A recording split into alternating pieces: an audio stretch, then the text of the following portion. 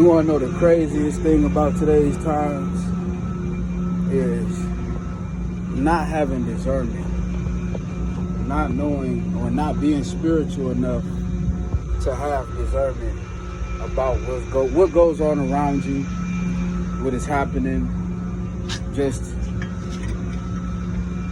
in your circumference zone. I say that to say this, that most times we can see the plot when it thickens before it even happens.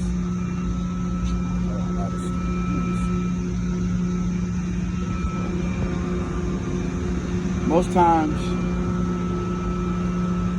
times we can always see it happen before it happens. It's just about how tapped in we are. A lot of times we're not tapped in enough. Sometimes we let our emotions get the best of us. Sometimes we let our desires and our lusts for things, people, and situations draw us to a place where we don't need to be, or a place where we are desensitized and we can't see the things that's going on. Most times when we feel like we got a problem with somebody, it don't even be that we have a problem with the person. A lot of times it's the fact that we are at war with ourselves. I notice in today's times that a lot of people are at war with themselves.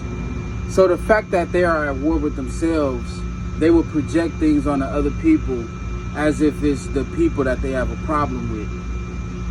A lot of times we lack self-care and self-love and self-reinsurance. Always assure yourself that you are this, that you are that, you are good, you are great, you are this, you are that, I am this, I am that.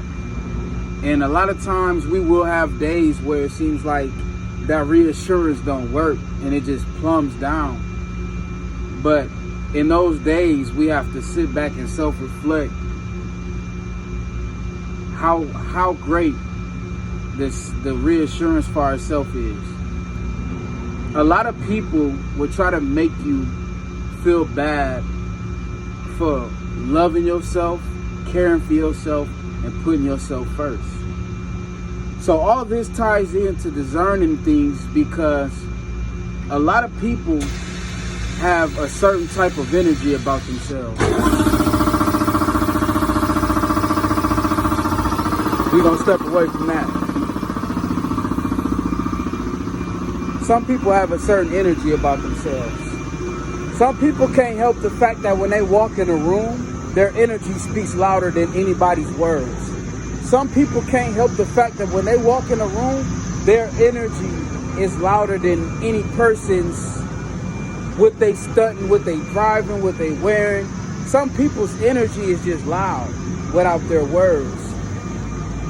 Mainly through their actions and how they carry themselves, how they move, how they do things. So, I say this to say less. Discerning everything that's around you. You got to know how to discern the things that are around you, far as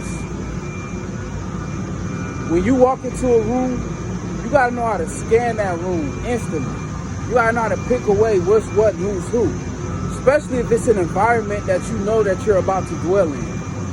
If you know you're about to dwell in a certain type of environment, you have to know what it is to see what it is that you're looking at. Okay, this person like to do that. I can tell by the way they look. And granted, you're not going to be able to get everything off of the interest of entering the room.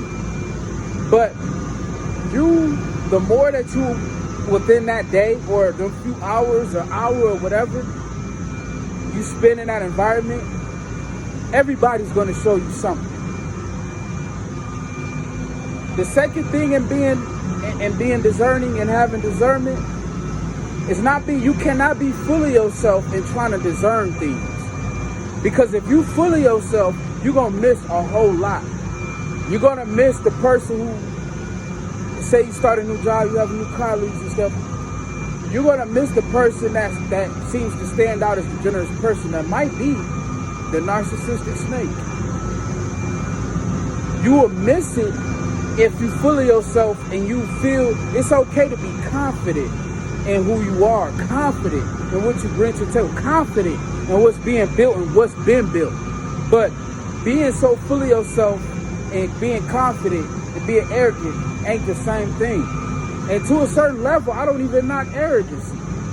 But arrogancy is a very strong, dominant confidence when it's done and constructed correctly. If you can be confident enough strongly, but not so full of yourself that you can't see the flaws in what's around you, don't be the one that gets sucked into somebody trying to befriend you when they're a snake. I'm only telling you from experience. I used to be like that. I really did.